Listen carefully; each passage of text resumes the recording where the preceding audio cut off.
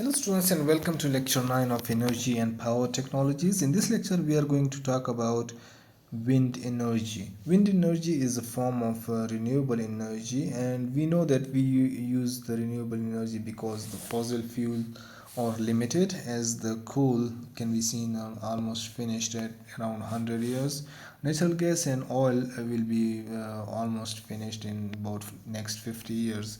So the reservoirs are getting emptied, and to encounter that we need to turn to other renewable energy sources that are not going to get finished, for example solar, hydro and wind energy. Additionally, fossil fuels have a quite high tendency of CO2 emission, and to keep the environment clean we have to look at the other sources, and those renewable energies are clean, so low emission and also sustainable, so that means it won't get finished like the fossil fuels, and we can use it again and again, and it replenishes itself. The key idea is that the future energy systems, when there is no fossil fuel, will heavily rely on the renewable energies like solar and wind. In previous lecture we talked about solar energy. In this lecture we are going to focus on the wind energy. The process of the wind energy is kind of cyclic. So if there is a sun on a certain region, it warms up the air. As the air becomes hot, its density reduces. So when the density reduces, it moves up. Okay, and similarly, if there is a region with the cold air, the cold air has higher density, and that is why it moves downward. Okay, what it does is creates a pressure difference. Okay, it creates a pressure difference that tends the air to flow from the higher pressure region towards the low pressure region, and this gives the air a moving energy, or it gives the air a velocity, and that velocity has a certain tendency that we can use to produce energy from.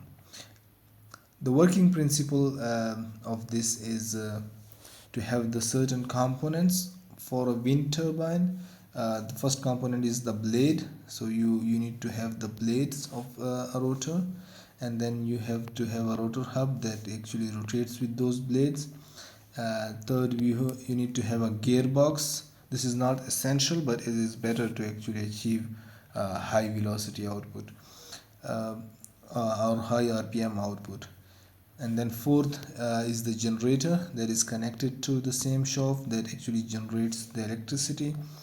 And finally you have a tower, or to install this at a certain height. So this is a basic components of a wind turbine.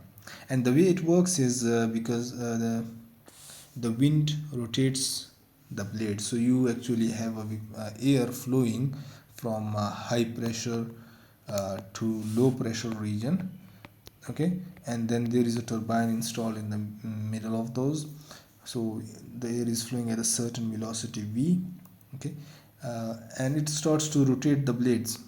As the blades rotate, what happens is the shaft rotates the generator, so it is connected to a shaft that rotates your generator part. Okay, when generator rotates, it produces electricity and the power cables that are attached to it. Okay, and energy is then produced as a result of it, which is then transmitted to different sources via a transformer. Now this is the basic working principle of a wind turbine. It has blades, shaft and a generator that produce the energy. Okay, now in order to do the calculation for like how much power is produced by a certain wind turbine, theoretically the power formula is half of rho a v cube. So rho is the density. Usually the air density is constant, almost 1.2 kg per cubic meter. So this value is usually taken as constant. And then you have the area in this case is the swept area, where if you look at this turbine right here, okay, it has this circle created here, and the circle is actually having the parameter at the outer corner of the blades. Okay, so this circle is actually known as the area of the circle is known as the swept area, where the air is going to strike and make it rotate. This area is if let's say the radius of the circle is r. Okay, so if this is r, then your swept area will be pi r square. Okay, so this is what we already know that how to calculate the area of let me rewrite this. To calculate the area of a circle,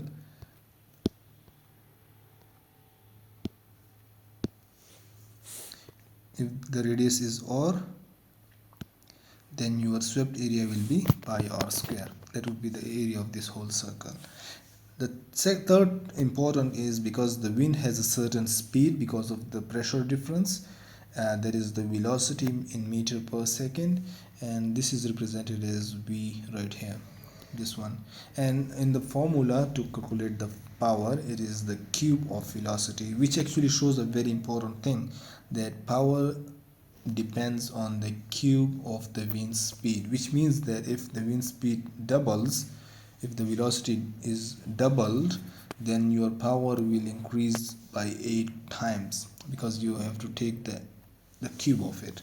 Okay, so it highly depends on how what is the velocity of the wind flowing. Okay, it depends on the swept area, it depends on the density of the air. So density of the air is usually constant, 1.2 kg per cubic meter for air.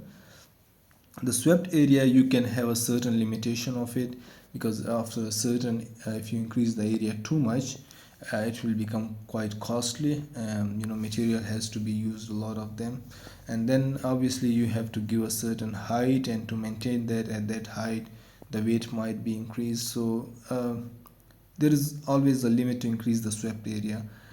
The velocity depends on the velocity of the pressure difference between which the turbine is installed.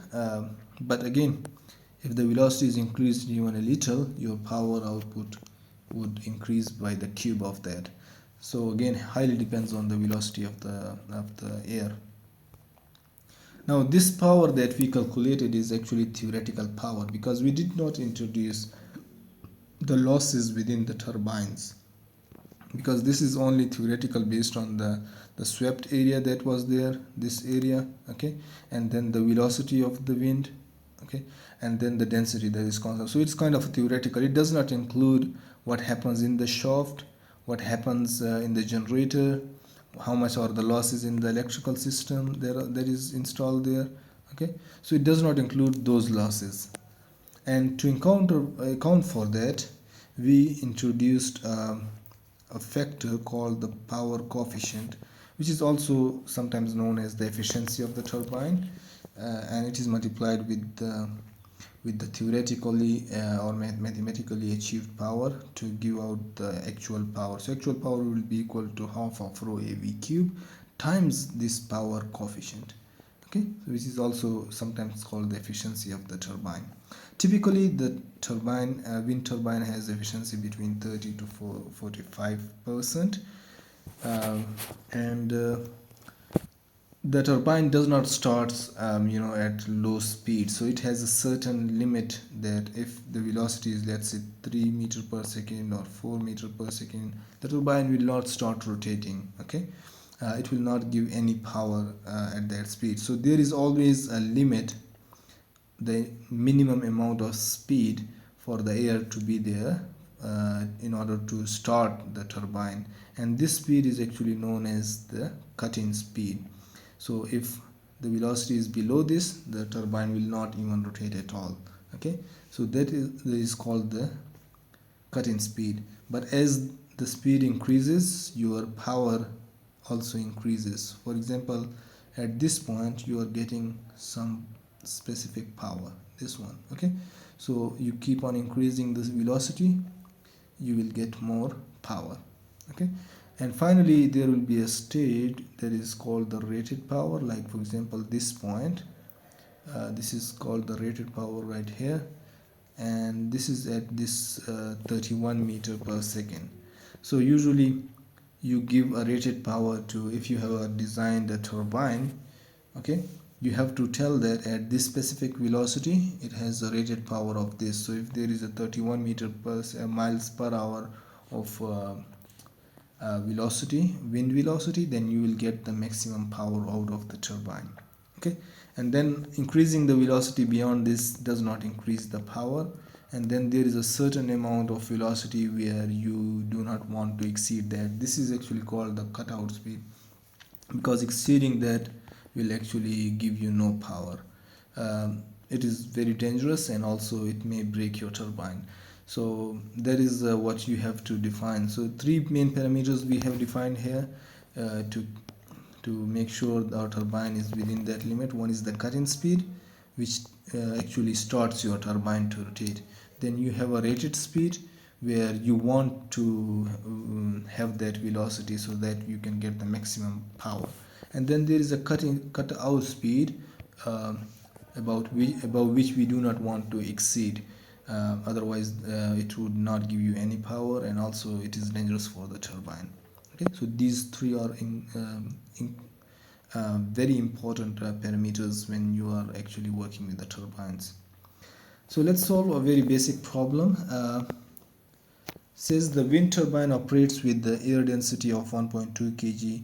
So you have a rho of 1.2 kg per cubic meter, and then your area is 10 meters square, wind is 8 meter per second, and power coefficient, which is efficiency, is 35%. To find the power, we know the formula for power of wind is 1 by 2 rho AV cube times the power coefficient. So half of, now density is 1.2. Keep in mind, keep the units the same for all of them, otherwise your calculations will be messed up. So 10, and then velocity is 8, and then you have the power coefficient, which is 35%. So 35% would be 35 by 100, which is 0.35. okay, let me bring up the calculator.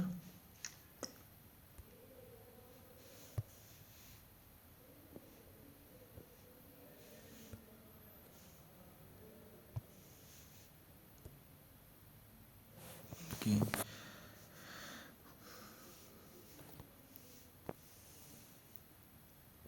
so what we have here is so 1 divided by 2 is actually 0.5 times 1.2 times 10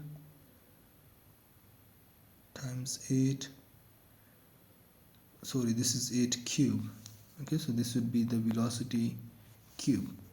Okay, so I will take the velocity cube times 0.35.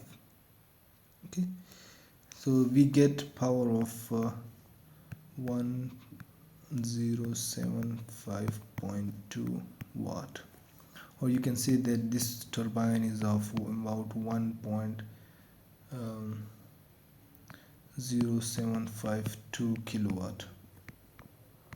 Okay, so that is usually what the turbines are. About 1 kilowatt of turbine is quite good. If you can increase beyond that, it's even better, but turbines usually are between 500 to 1 kilowatt that are considered to be a good turbine. But again, it depends on your size of the turbine, which is the area, and then the velocity where it is installed. So that would be depends on which location it is, how is the velocity of the air there. A good thing is the turbine works at day, at night, and night as well.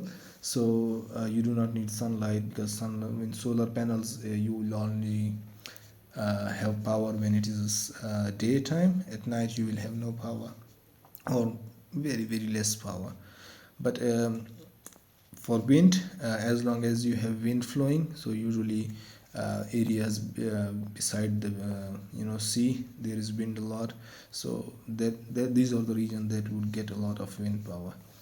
Alright, this is simple enough, and if you have any questions, please let me know. Thank you, take care, bye.